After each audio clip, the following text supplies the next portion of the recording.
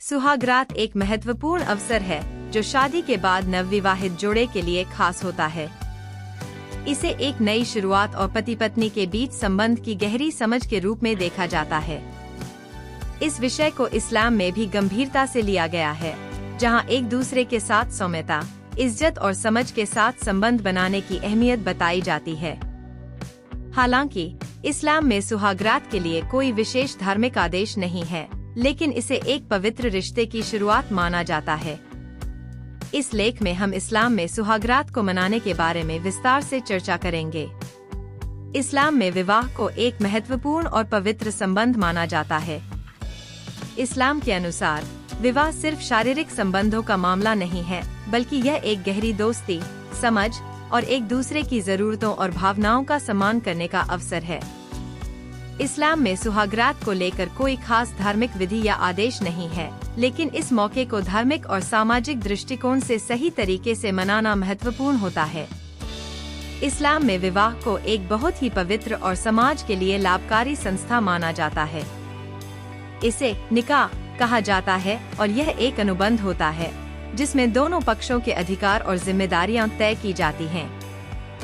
विवाह के बाद जो सबसे पहला कदम होता है वह पति और पत्नी के बीच संबंध को स्थिर और सम्मानजनक बनाना है। इस्लाम में यह बताया गया है कि पति और पत्नी को एक दूसरे के साथ अच्छे व्यवहार, स्नेह और प्रेम से पेश आना चाहिए। इस्लाम में कोई निर्धारित परंपरा नहीं है, लेकिन जो कुछ सांस्कृतिक रिवाज हैं, उन्हें ध्यान में रखते हुए हम सुहागरात को इस्लामिक दृष्टिकोण से समझ सकते हैं। सुहागरात के दिन पति और पत्नी को एक दूसरे के साथ अच्छे व्यवहार और समझ का परिचय देना चाहिए। इस दिन को विशेष रूप से शांति, प्यार और स्नेह के साथ बिताना चाहिए। इस्लाम में सफाई और पाकीज़गी का अत्यधिक महत्व है। सुहागरात के दिन पति और पत्नी को शारीरिक रूप से स्वच्छ रहना चाहिए। इस दिन को शुद्धता और सफाई के साथ मनाना इस्लाम की महत्वपूर्ण सीखों में से एक है। एक दूसरे की इज्जत और सम्मान। इस्लाम में यह सिखाया गया है कि पति और पत्नी को एक दूसरे की इज्जत और सम्मान करना चाहिए। सुहागरात के दिन यह और भी महत्वपूर्ण हो जाता है कि दोनों अपने रिश्ते को एक दूसरे के सम्मान और भावनाओं के प्रति सशक्त बनाए रखें। पति और पत्नी के बीच अच्छे संवाद की शुरुआत विवाह के पहले दिन से होनी चाहिए। इस्लाम में अच्छे रिश्ते की नींव संवाद पर आधारित होती है। इस दिन दोनों को एक दूसरे से अपनी उम्मीदों और जरूरतों के बारे में बातचीत करनी चाहिए, ताकि वे अपने रिश्ते को और मजबूत बना सकें। इस्लाम में विवाह के बाद शारीरिक संबंध बनाने को एक नैतिक और धार्मिक कर्तव्य के रूप में देखा जाता है, लेकिन इसे इस्लामिक अनुशासन और मर्यादा के अनुसार करना चाहिए। इसमें पति पत्नी को एक दूसरे की इच्छाओं और आराम का ध्यान रखना चाहिए। इस्लाम में शारीरिक संबंधों को शुद्धता और सम्मान के साथ करना चाहिए। इसे एक दूसरे की खुशी और संतुष्टि के लिए किया जाना चाहिए, न कि केवल शारीरिक संतुष्टि के लिए। शारीरिक संबंधों में दया, समझ और सहमति का महत्व होता है। इस्लाम में दुआ का बड़ा महत्व होता है। सुहागरात के दिन नवविवाहित जोड़े को अपनी रात की शुरुआत में दुआ करने की सलाह दी जाती है। यह दुआ उनके रिश्ते की सफलता और खुशहाली के लिए होती है।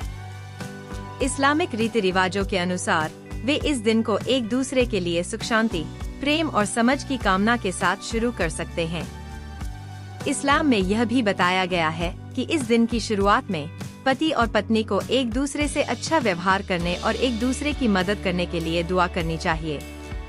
इस्लाम में विवाह को एक निरंतर चलने वाली प्रक्रिया के रूप में देखा जाता है। यह सिर्फ एक रात या दिन का विषय नहीं होता। इस्लाम में पति पत्नी को अपने रिश्ते की देखभाल करनी चाहिए और इसे समय समय पर बेहतर बनाना चाहिए। विवाह के बाद पति और पत्नी के बीच दायित्व और जिम्मेदारियां तय होती हैं। इस्लाम में यह सिखाया गया है कि दोनों को एक दूसरे की देखभाल करनी चाहिए और एक दूसरे के साथ मिलकर अपने परिवार की भलाई के लिए काम करना चाहिए। इस्लाम में आपसी संवाद को रिश्तों की सफलता के लिए अत्यंत महत्वपूर्ण माना जाता है। सुहागरात के बाद भी पति और पत्नी को अपने विचारों और भावनाओं को साझा करना चाहिए और एक दूसरे की भावनाओं को समझने की कोशिश करनी चाहिए। सुहागरात के दिन और उसके बाद कुछ विशेष सावधानियां बरतनी चाहिए। ताकि रिश्ता मजबूत और स्थिर बना रहे। इस्लाम में किसी भी समय पति और पत्नी को एक दूसरे के सम्मान की रक्षा करनी चाहिए। इस दिन भी मर्यादा और आदर्श व्यवहार बनाए रखना बहुत जरूरी होता है। इस्लाम में यह बताया गया है कि इस अवसर पर अच्छे माहौल का निर्माण करना चाहिए, जिससे शांति और सुकून बना रहे। इस दिन को शांति, समझ और प्यार के साथ मनाना चाहिए। शारीरिक संबंधों के दौरान स्वास्थ्य का ध्यान रखना भी जरूरी होता है। इस्लाम में स्वास्थ्य और शारीरिक देखभाल को बहुत महत्व दिया गया है। इस्लाम में सुहागरात को लेकर कोई विशेष धार्मिक विधि नहीं है, लेकिन इसे एक नई शुरुआत, प्यार और सम्मान का अवसर माना जाता है। इस अवसर पर पति और पत्नी को एक दूसरे के प्रति सम्मान, समझ और अच्छे व्यवहार के साथ पेश आना चाहिए।